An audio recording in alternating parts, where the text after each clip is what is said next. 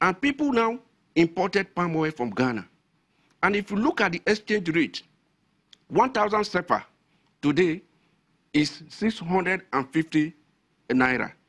But the Central African rate is 600 to 1 Naira. The Ghanaian cedi is 4.5. Within 10 years, the Ghanaian cedi has depreciated by 600%. As I'm talking to you, 1 Ghanaian cedi is 85 Naira. And when we did that transaction with Ghana, there was no devaluation in Ghana. By the time the money was paid, we paid the actual amount because under the clearinghouse, you pay with your own local currency. But Ghana had devalued their currency. And what happened?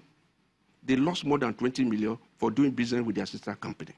Finally, what happened in other locations? Those are the things we compare. And don't just say that United Kingdom has given us this, then we just take it next. Now, another concern a lot of people have raised, okay, is will this move actually improve, exports to the UK? We know that UK export regulations seem to be very tight, and a lot of our products, for staples in particular, are restricted from getting into the UK. Oh, thank you very much. Have they been fair enough to open their borders for us? Contact with the Europeans is over 500 years. During the colonial days, nothing was rejected. We didn't have NAFDAC, we didn't have SON.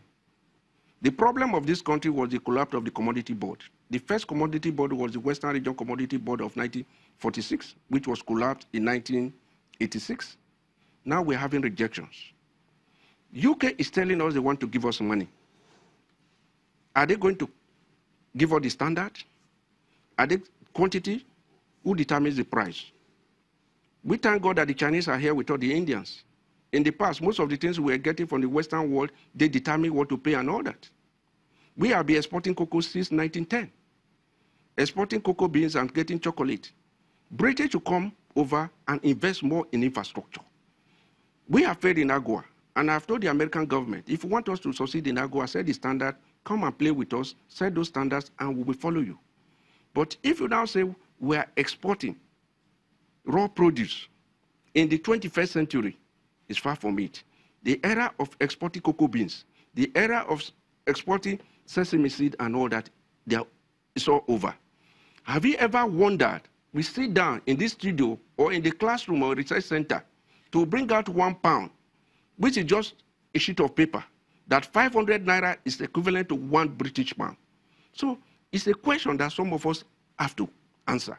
That the only thing is that if they are prepared to work with us internally, by putting structures on ground, tell us the standard, and we will work towards the standards you require. I used to tell Nigeria, export is not for A to Z. Export is not for everybody. It's a profession. You don't rush into export. You don't use flyover for export. You don't use lift. It's one step after the other. If the British want, first of all, ask for sample. You can get sample through description, through catalog, or physical. By the time we now agree, but most Nigerians don't send sample. If you see goods coming from the UK, from China, from Turkey, even you go to the airport, you go to the seaport, they are presentable in such a way that the packaging will attract you. But we use Ghana must go back. And other packaging, no marks and all that. In other words, here in Nigeria, we just have to play our own part to present something reasonable. We have one of the best military schools in the world. We have police, college, we have custom training center.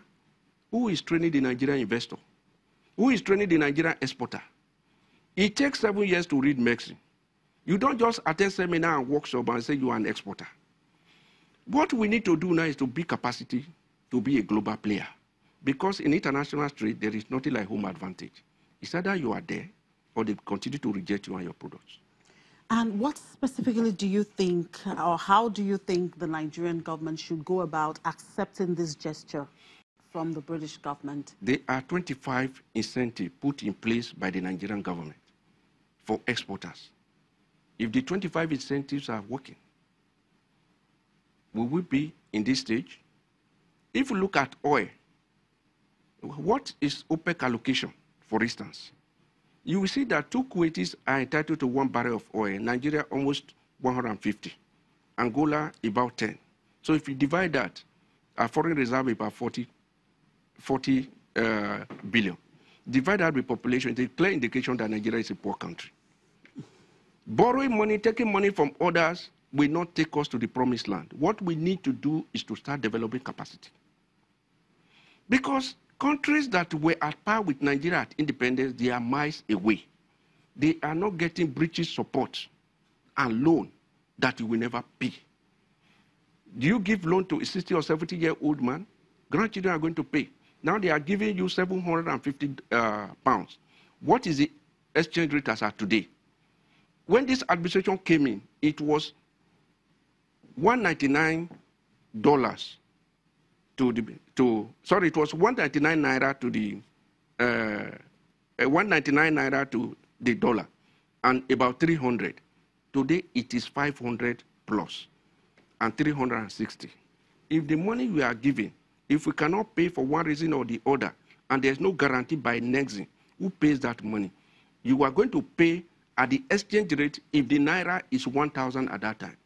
So those who exported, when the Naira was 199 or 300 to the dollar, today they are getting 300 Naira back for a product, an agreement you have entered into, sourcing such produce with 500 US dollars.